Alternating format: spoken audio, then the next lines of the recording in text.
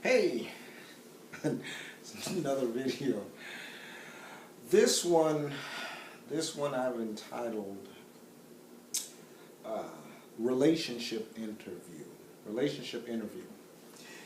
And basically, I thought, what if actually we interview people or approached people when we're dating, approach people like a job interview, you know?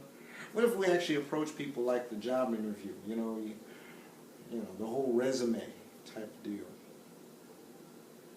Because, we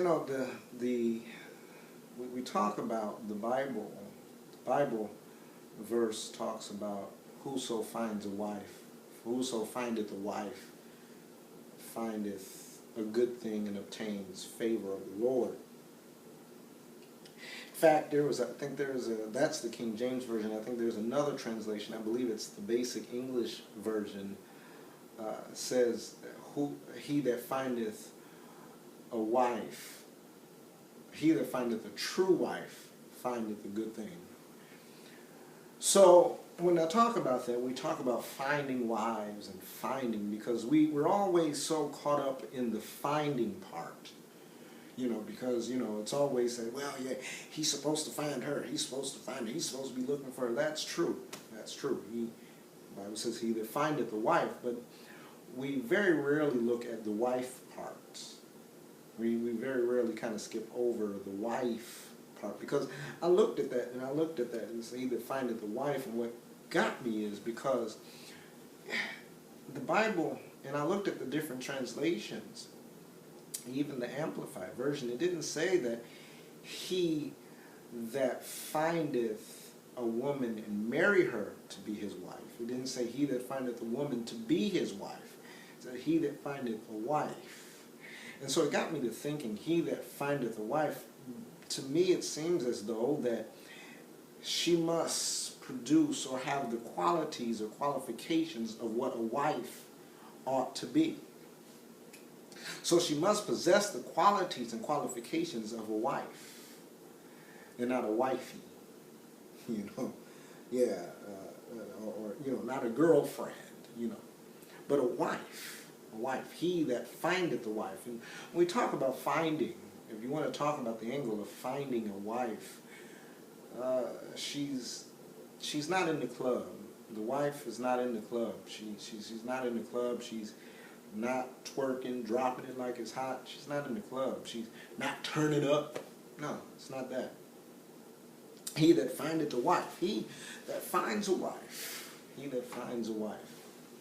So when we're dating, I think it would be apropos while we're dating to actually interview, approach it, I guess, as an interview. We're not talking about a strict interview, but if you would understand the two types of introduction, when we talk about resume, your resume is your first introduction to who you are. So, it's often said that in a resume you ought to sell yourself.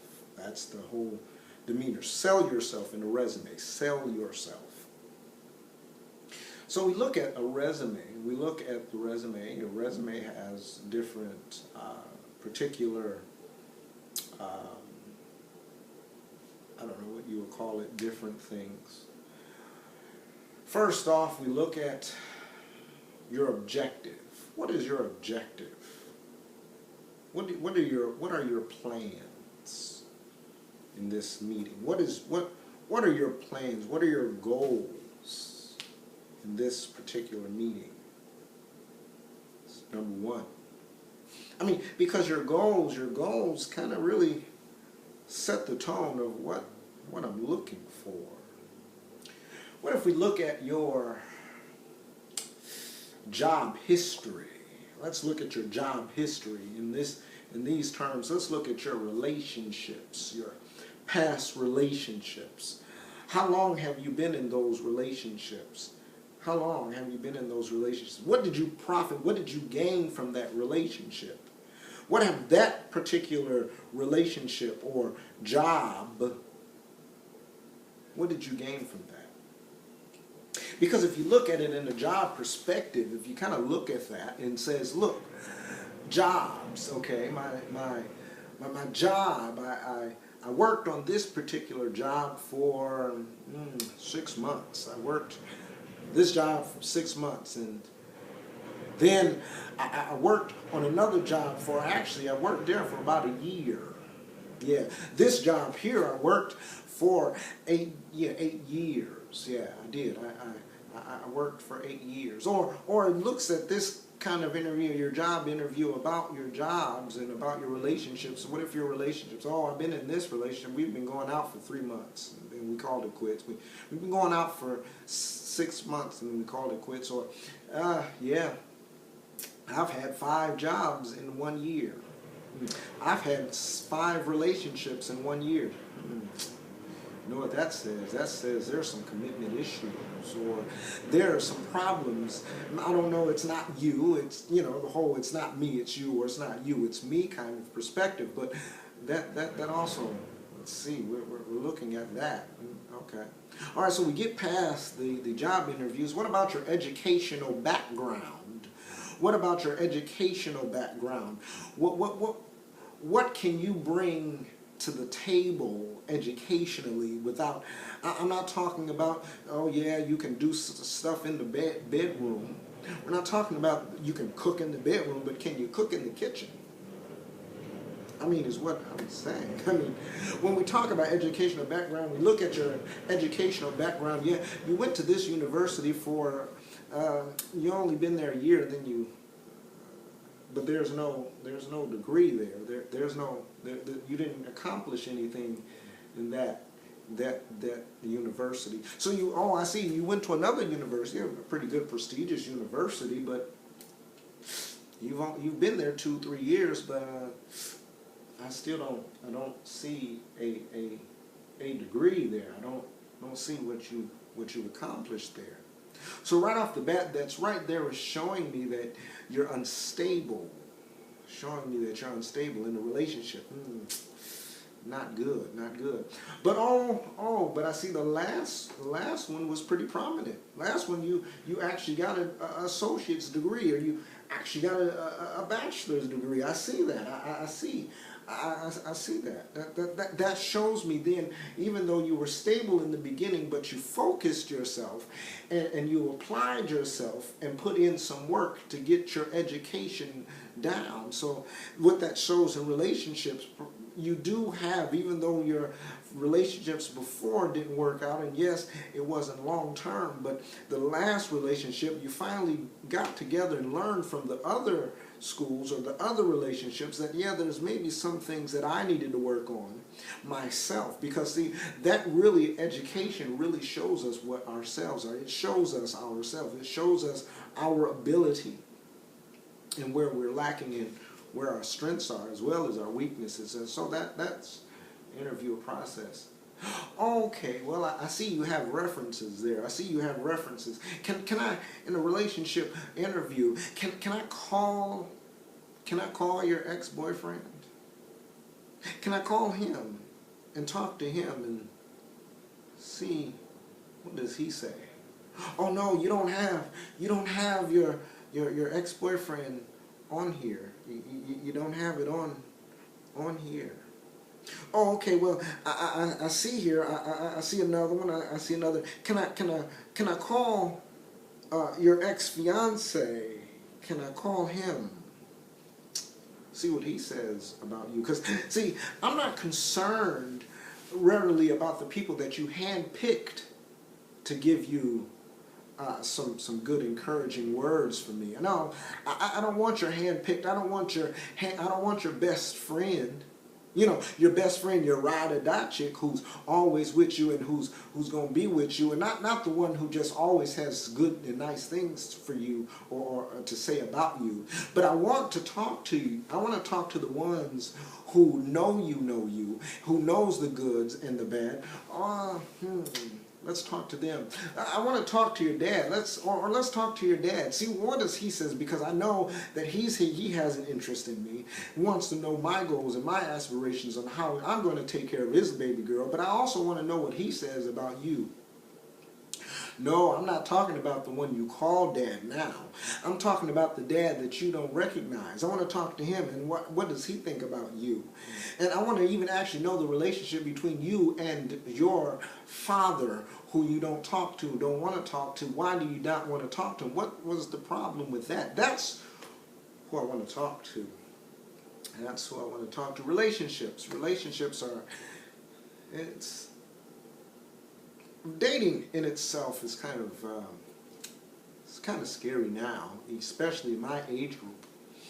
Dating is very, very scary, I guess, because now you don't know. Because even in my age group, in the younger 30s, even in my age group, you know, you just really can't know, because, you know, you've got, as an adult, dating right now in this age group, I haven't reached the midlife, where they talk about the midlife crisis or whatnot. I haven't reached the midlife crisis, so I'm not old enough to even get to the midlife crisis, but I'm not anymore young anymore to do the young things that I used to do. I can't do them anymore. So I'm right there really in between, in limbo. I'm right there on the fence, really, because there are certain things I can do when I can still do when I was younger versus what I can do now, but I can't do everything. There are things that I'm now old enough to do as an adult, that there are certain things that I don't want to do when I get older. I don't want to experience midlife crisis. I don't want to experience my hair falling out. I don't want to experience gray hairs, and I don't want to experience having to go through a midlife crisis, getting hair plugs just for men, and driving a fast car trying to date a woman twice my age or younger than me.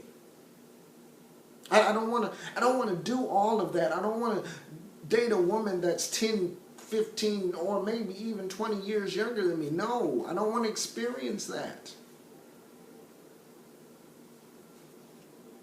So I'm not there yet. But I am in my 30s. I'm still young. I'm not a spring chicken, but this chicken does have some miles on him. So dating is kind of interesting, because dating is not, or in a relationship, dating and things, it's not easy. It's not a very easy thing. Because now what I listen to is not certain things, certainly what other people listen to in my age group. Because in my age group, they're still listening to Lil Wayne, Rick Ross, and all of these other people. I don't. See, while you're listening to Lil Wayne, I'm listening to Beethoven. Yeah, I'm a classical type of guy. I love classical music. And while you're listening to 2 Chainz, I'm listening to Kenny G, because I like jazz. Yeah, I like jazz.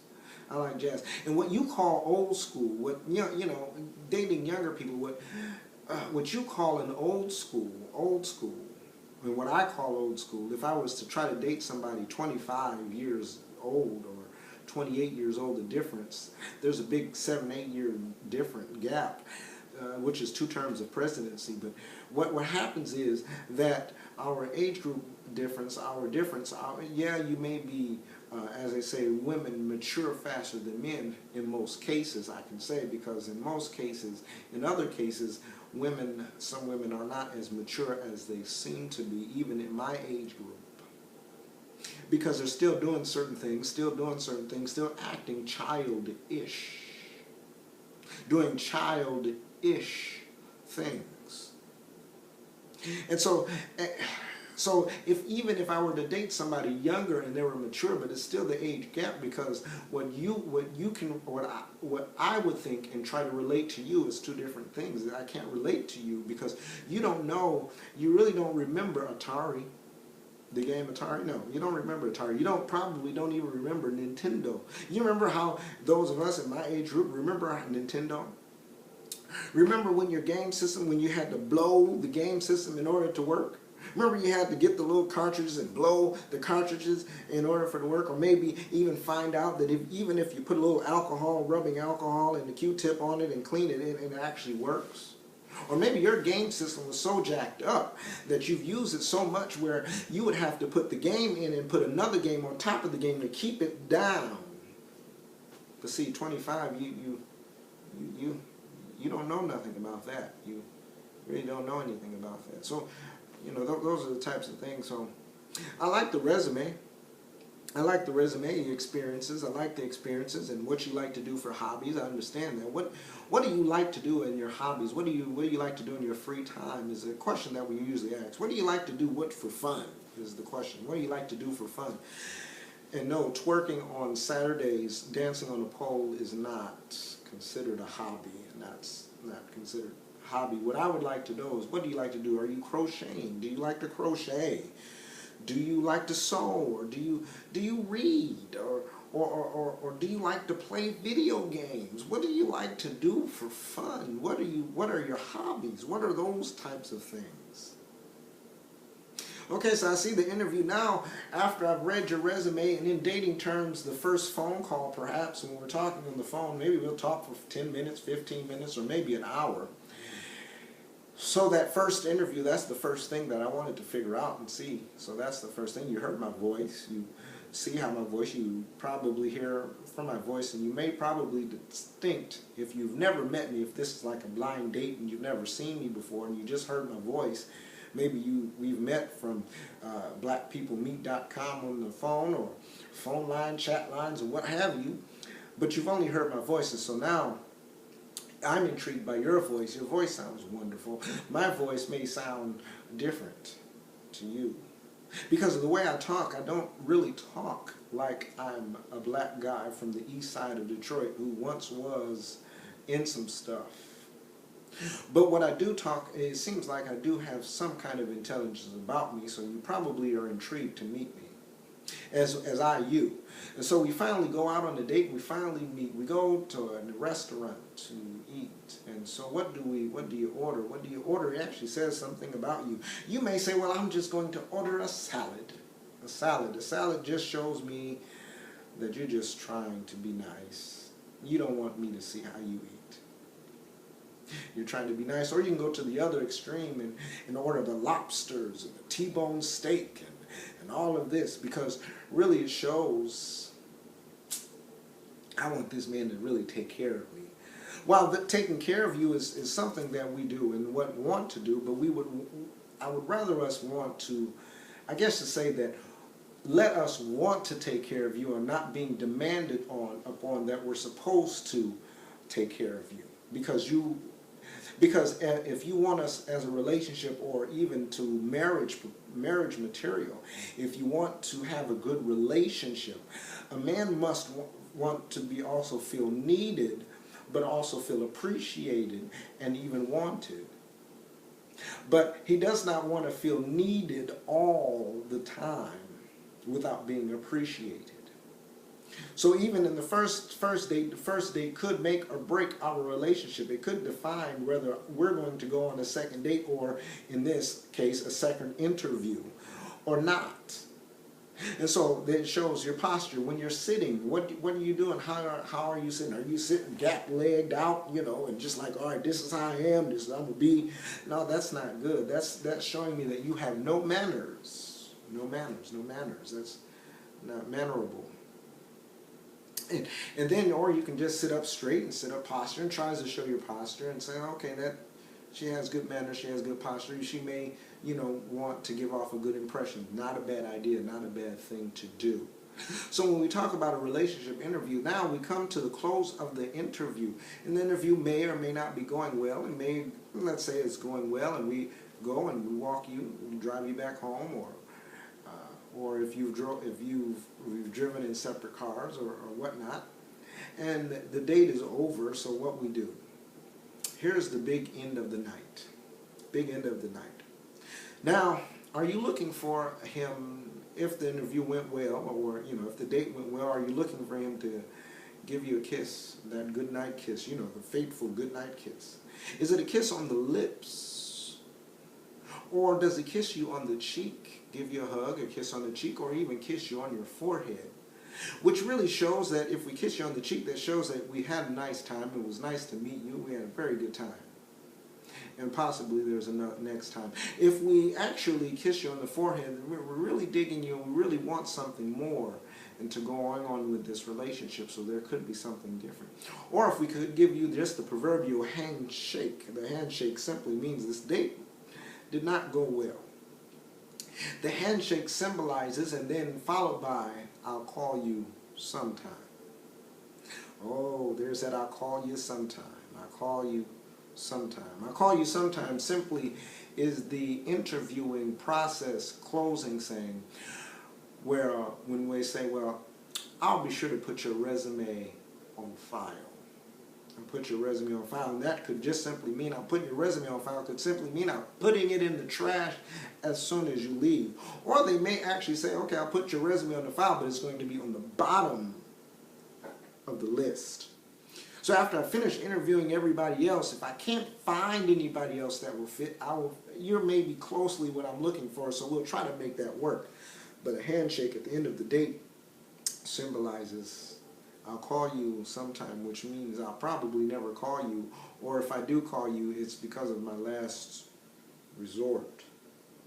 So I just honestly think that in dating, in closing, I honestly think that we should actually treat it as a resume or, interview. I think we should treat it as an interview. Because if we do that, I think it will probably, our focus would be different. Because what if you were the employer and I was the employee? And think about the things, think about it in that type of nature. Would you hire someone who's unstable? Would you hire someone who's careless? Would you hire someone who just doesn't have a great work ethic? Would you still hire them? Because you're desperate looking for workers. Because that's the sad thing. Because you can't be desperate. Because desperate people do desperate things. That's why you find him in the club or find her in the club, and all the bright, the lights, the smokiness, and all of this, the drinking, and all of that happens. And what happens with the drinking and you finally you get drunk and you wake up in the bed next to somebody you don't even remember meeting. Because you're desperate. You're desperate for communication. You're desperate for companionship. So, you'll do any different thing. And so let's look at it. And I said this in closing, but us as preachers, we do have 3 closes. But I want to say this as it is. I want to say this when we go to the fruit market. We go to the fruit market. Interesting. When we go to the fruit market, on the outward appearance, as I talked about, even as the shoe. I talked about it on the outward appearance, there is a way when we look at fruit. Some people can judge the fruit just by the way it looks. They can say, oh, this fruit looks good, it looks good, and put it in the basket. There are some that will just judge it just based on its looks. And it looks good, so we put it in the basket and get it home, cut it open, and it's rotten on the inside. Because did you know, I noticed orange rottens, and food really rottens from the inside out. Interesting. So you would really never know if the fruit was rotten on the inside. If a fruit is rotten on the outside, you pretty much know it's done. But you see, that's how we look at people. We look at people on the outside and they look good on the outside, but what's on the inside? So that's why if we kind of look at that in that kind of perspective, because when we go to the fruit market, I've seen people, and older people, I've seen them particularly, when they're looking at fruit, they're massaging the fruit, they're thumping the fruit, smelling the fruit, and it seems like they're just molesting the fruit. If the fruit was a person, I'd press charges if I was. But they do that because they're trying to see if the fruit is good without even tasting it first. I mean, surely you get some people that will massage it, and will taste it to see if it's good.